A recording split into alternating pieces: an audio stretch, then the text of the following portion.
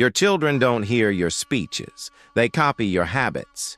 You can talk for hours about discipline, respect, and responsibility. You can give advice every night at the dinner table, but none of that matters if your daily behavior tells a different story. Children are not inspired by words. They are trained by repetition. They watch how you wake up, how you handle stress, how you speak to their mother, how you react when things don't go your way. They don't remember what you said about patience. They remember how you behaved when you were tired. They don't remember your lectures about honesty. They remember what you did when lying was easier. A father is not a motivational speaker. He is a living example. Your tone becomes their tone. Your habits become their normal. Your standards quietly become the blueprint for their future behavior. This is why fatherhood is not about intensity. It is about consistency, not dramatic speeches, but ordinary days handled with discipline. Because children don't need perfect fathers. They need predictable ones. They need to know what kind of man will walk through the door. The same values, the same boundaries, the same calm strength. Whether you realize it or not, you are teaching every day. The only question is, what lesson are they copying? Children learn long before they understand language. Before they can analyze your advice, they absorb your patterns. They notice what you do without realizing they're noticing. They study your routines the way a mirror studies a face, silently, accurately, without judgment. This is why habits shape children more deeply than speeches ever could. Words require attention. Habits require only exposure. A child may tune out a lecture, but they cannot escape the environment you create. If discipline lives in your schedule, it will live in theirs. If calm lives in your reactions, it will feel normal to them. If excuses are part of your daily language, they will inherit that too, quietly. Children don't need explanations for behavior. They assume behavior is truth. When you wake up early consistently, and they learn that responsibility has a rhythm. When you keep promises even when it's inconvenient, they learn that integrity costs something and is worth paying for. When you control your temper, they learn that strength does not need volume. But when your actions contradict your words, children don't feel confused. They simply follow the actions. This is not because they are disrespectful. It's because they are honest learners. They trust what they see more than what they are told. A father who understands this stops trying to sound impressive.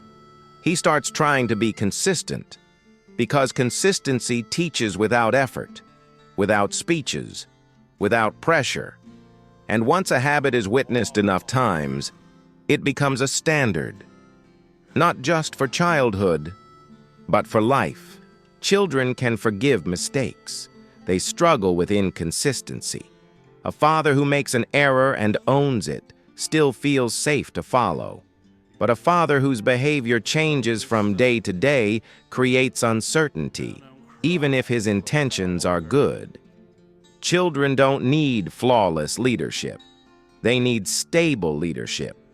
When rules change based on mood, children stop trusting structure. When discipline appears only when anger shows up, children learn to fear correction instead of understanding it. When values are enforced sometimes but ignored other times, children don't learn flexibility. They learn confusion. Confusion is more damaging than imperfection, because children build their sense of safety on what they can predict. They relax when they know where the lines are. They grow when expectations stay steady. A father who is calm today and explosive tomorrow teaches one lesson clearly. The environment is unstable. Even kindness loses its power when it's unpredictable. This is why consistency matters more than intensity. You don't need to be strict all the time. You need to be the same man most of the time. Children don't ask for more rules. They ask, silently, for clearer patterns. And patterns are created not by speeches, but by repeated behavior. A consistent father doesn't need to raise his voice. His presence already carries authority. Because authority isn't built on fear, it's built on reliability. And reliability is what allows children to relax, trust, and eventually model the same discipline themselves. Most fathers believe they are being watched only when they are teaching, when they are correcting, when they are explaining, when they are giving advice. But children learn the most when you think no one is paying attention. They watch you in the quiet moments, in the in-between spaces of life, how you handle frustration in traffic, how you treat service workers, how you respond when plans fall apart. They notice what you do when you are tired, when you are disappointed, when no one is clapping for you. This is where real lessons are formed.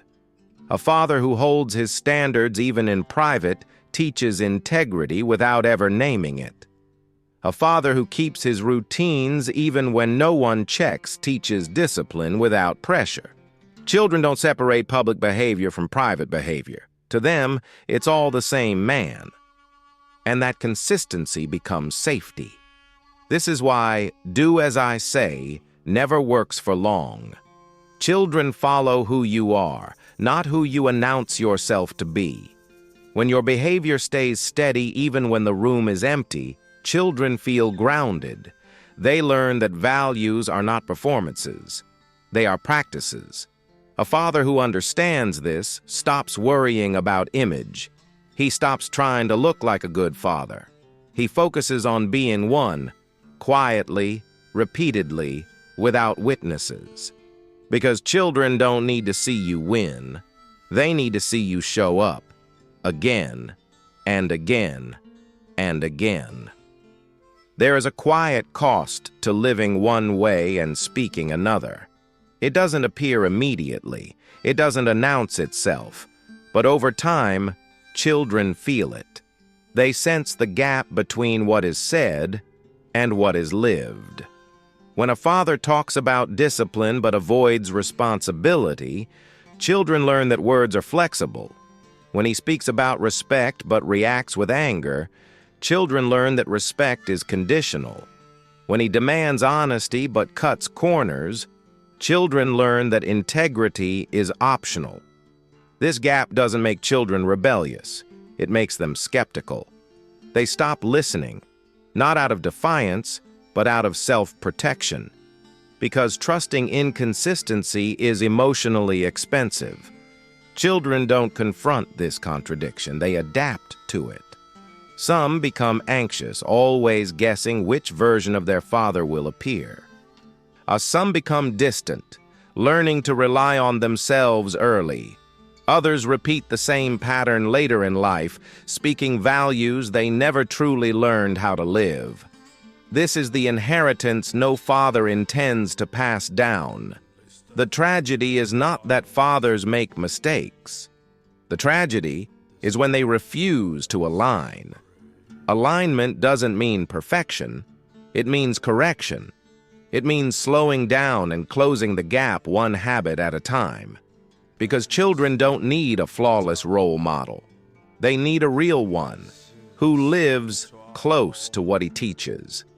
And when words and actions finally move together, trust returns quietly. Not through explanation, not through apology speeches, but through changed behavior, seen again and again. Your children will forget most of what you say, but they will remember how it felt to grow up around you.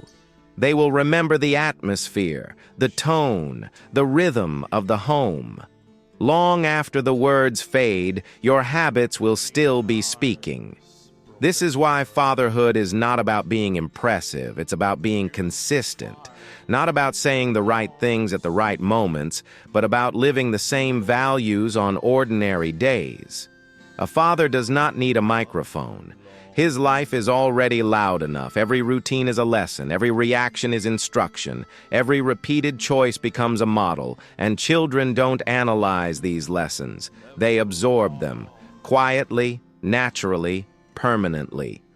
One day, when you are not in the room, they will act the way they saw you act. Not because you told them to, but because that behavior feels normal. So if you want disciplined children, live with discipline. If you want calm children, practice calm. If you want responsible adults, be responsible when it's inconvenient. This is how values are passed down, not through speeches, but through presence. A father's greatest influence is not his advice. It is the man he chooses to be every single day.